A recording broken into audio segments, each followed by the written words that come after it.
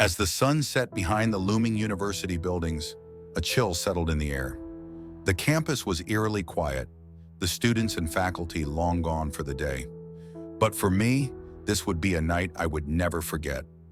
As I walked through the deserted halls, shadows seemed to dance and whisper secrets in my ear. The creaking of old floorboards echoed through the empty corridors, and every now and then a gust of wind would rattle the windows as if trying to break in.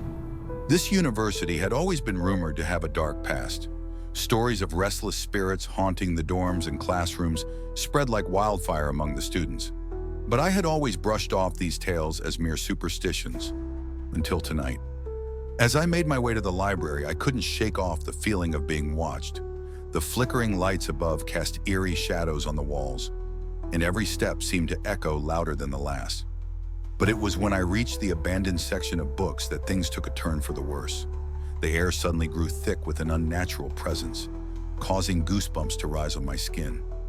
I could hear faint whispers and laughter coming from somewhere nearby, but there was no one else around. Suddenly, a book flew off the shelf and landed at my feet with a thud. Heart racing, I picked up the book and read its title, The Haunted History of This University. As I flipped through its pages, I realized this was not just a book, but a gateway to something much more sinister. With trembling hands, I continued reading about all the unsolved mysteries and tragedies that had occurred within these very walls. And as I reached the end of the book, I heard a chilling voice behind me say, "Welcome to your new home." In a panic, I ran towards the exit, only to find myself trapped in the maze-like corridors of the university. With each turn, I found myself back where I started, and the voice taunted me with promises of never leaving. You're never leaving. As I frantically searched for a way out, the ghosts of past students appeared before me, their lifeless eyes staring into my soul.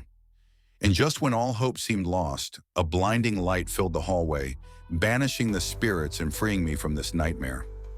I stumbled out of the university as fast as I could, not looking back until I was miles away.